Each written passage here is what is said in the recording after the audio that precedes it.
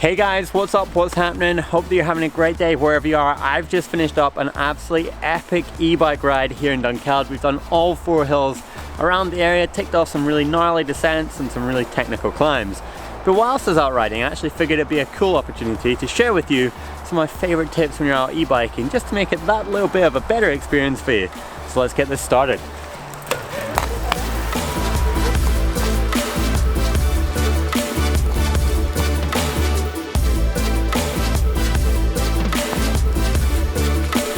My first tip for the video is going to be for when you're climbing, and it's all about how you use your battery. Now, right now I'm going up a fairly flat fire road, not going too fast as you can probably tell right now, but going at a nice pace, sitting at 11 kilometers per hour.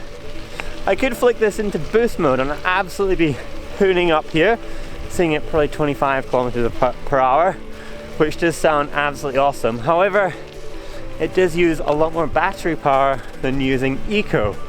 And if you're going for a big day's ride, like what we just did today, which is 1,000 meters, then you want to really preserve that and make sure you can get around the whole loop. So mix it up using a little bit of eco, trail and boost, and you're pretty amazed what you can actually do in all 3 modes and how long you can ride for. This next tip is also about climbing, and it comes as a 2-for-1 package.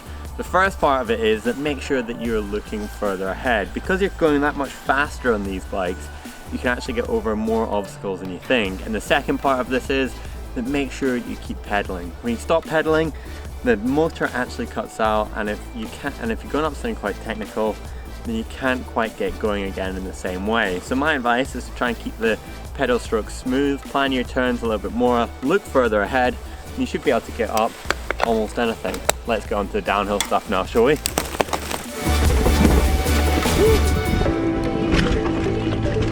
My first tip for descending on one of these is that because the bike is that little bit heavier, because you've got a battery, a motor, all that stuff in there, that you've got to be a little bit more aggressive with the bike. You've got to push it harder. It's a little bit heavier to jump and to lift off things, to pop off things, and to actually rail turns. You've really got to work the bike pretty hard. But there is something really nice about it. Because all the weight is super low here in the battery, the center of gravity is really low. So when you do rail the bike, you know that you've got plenty of grip. And to demonstrate that, we've got a really nice section down here. There's just some fast flowing turns. Let's link them up and have a little bit of fun.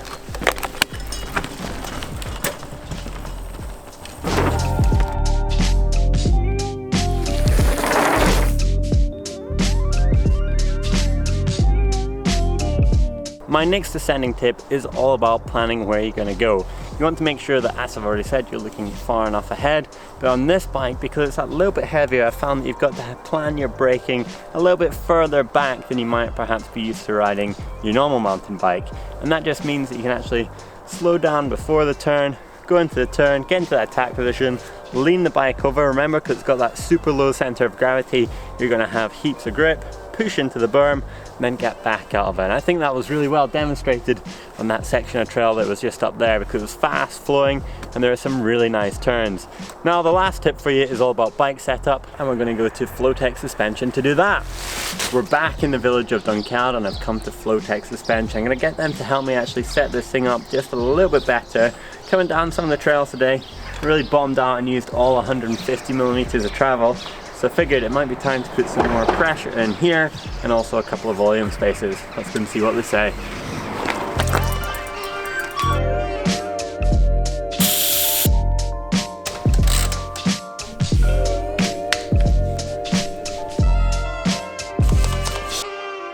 Genius eRIDE is now fully set up thanks to Taj at Flowtech. Apparently I was running it way too soft, another volume spacer in there, so that should help with some of the bottom outs. If you've enjoyed this, then give it a thumb up, like, make sure that you have subscribed, and I'll see you in the trails real soon. Did you nail it? I nailed it, I did not. Fun while it lasted. Not even the on-off trick worked. Empty.